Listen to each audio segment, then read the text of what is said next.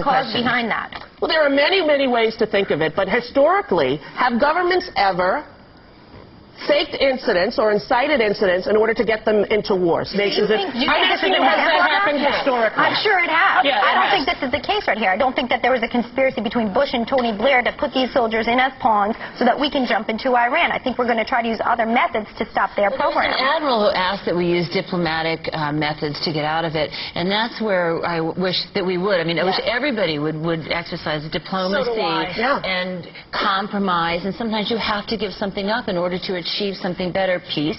Sometimes you have to do that, and it seems like it's those ideologies that are not being talked about enough. What would a diplomatic compromise be? What would a diplomatic summit be here? It's very hard in America when anyone from the Mideast has been so demonized that no matter what, it's impossible for some people to believe that the Iranians in any way could ever do anything ethical in any capacity. That they've somehow been dehumanized to the point where they're not people, they're just the enemy. They're terrorists. We're not talking about the Iranian people. We're talking about their government, who essentially has total control over them. They essentially have zero say in that government. That's how people see us, I hope, in the world. That's right, our government, right? I hope people across the world don't think what George Bush is doing represents the American people, because the last election showed it does not. But let me ask you this, like, what concerns me is that there's this environment now where we're almost more apt to trust our enemies than our allies, and that's very concerning to me. But that is concerning when nearly everyone in the Bush administration for that. They've completely annihilated all of our trust. See, I trust our allies and I trust our government much more than I trust our enemies on the war on terror. But would you say, Elizabeth, that you trust the Bush administration as much as you did when he first took office? Will you admit? You know what? In a time of war, I think you are in a position where you have to trust your government. Everyone in this administration is under indictment or suspicion. Nearly every person, from Karl Rove to Rumsfeld to Gonzalez. What do you have to do to get impeached in this country? You know what do you have to do? You know what you have to do.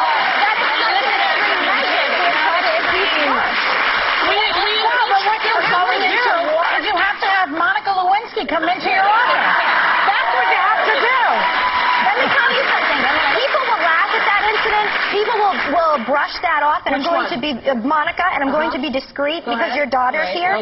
But let me tell you, while he was enjoying himself, there were things going on in this world. Namely, 3 times he could have had Osama bin Laden within his scope, and he was too busy to try to answer. Wait a minute. Wait a second. That is important. I'm not sure that he was enjoying himself at that moment. I'm sure he was doing nothing but enjoying himself. No, I don't think so. I think Ken Starr. The other guy was as bad. The other guy was as bad. He did this. That digresses from what the real issue is, and the issue is, but even you worded a war on terror. I think, personally, that is propaganda. Exactly, Marcia Gay. Thank you.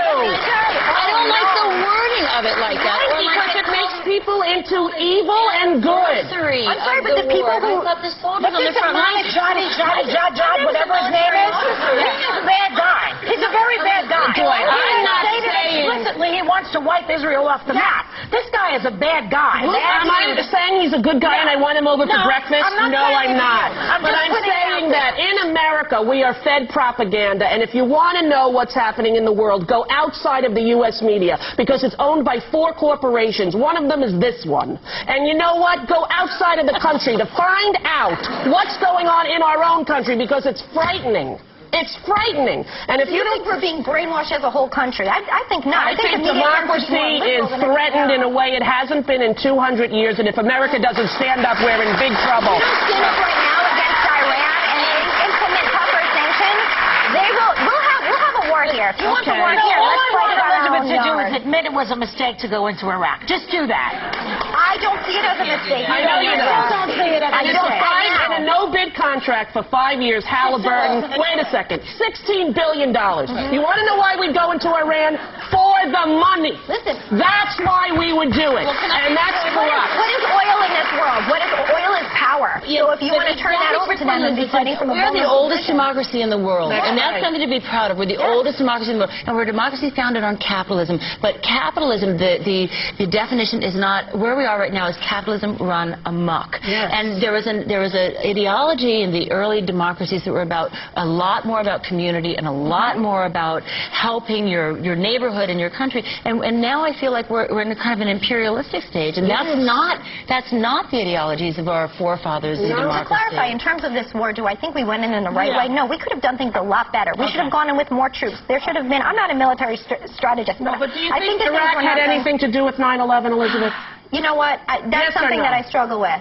Did Iraq have anything to do with blowing up the Twin Towers? I believe that at the time, George Bush was our president, was faced with a decision, and all the evidence stated that it did, and all the evidence that all the Democrats who voted for this war saw, and also all the evidence, all the cherry-picked evidence. Okay, well, the evidence that they saw indicated that Iraq had a part in 9/11, and that they were plotting to use those weapons of mass destruction in You still think this now? Hang on. He has a choice to make the mistake and go in there, assuming that they did or that they didn't. Okay, I'd rather him make the mistake on the fact that yes, they had it, and at least we went in there. Let me ask you one more thing. Do you think the government purposely misled the American people to believe that Iraq had something to do with 9/11? No. Yes, says the crowd. Do you believe that the government had anything to do with the attack of 9/11? Do you believe in a conspiracy in terms of the attack of 9/11? No, but I do believe that it is the first time in history that fire has ever melted steel. I do believe that it defies physics for the World Trade Center Tower 7, Building 7, which collapsed in on itself. It is impossible for a building to fall the way it fell without explosives being involved. World Trade Center 7. World Trader 1 and 2 got hit by planes. 7, miraculously, the first time in history, steel was melted by fire. It is physically impossible. And who do you think is responsible for that? I have no idea. But to say that we don't know that it imploded and it was an implosion and a demolition is beyond ignorant. Look at the films. Get a physics expert here from Yale, from Harvard. Pick the school. It defies reason. Let's get one. Let's get one, because that I would do it. Is the unthinkable. It is the unthinkable. But imagine if somebody could convince you of that, could prove it to you, Elizabeth. Just 7. I don't think it would happen, but I would. If someone could sit here right now and prove that to me, I would. We're going to call up Harvard and we're going to call up Yale, and we're going to ask somebody from physics to come and explain. Wait a second, Bush went to Yale. How good could they be? We'll go to Harvard. We'll go to Harvard. We're going to take a break, and we'll be right back in America, land of the free, home of the brave. Peace out. We'll be right back.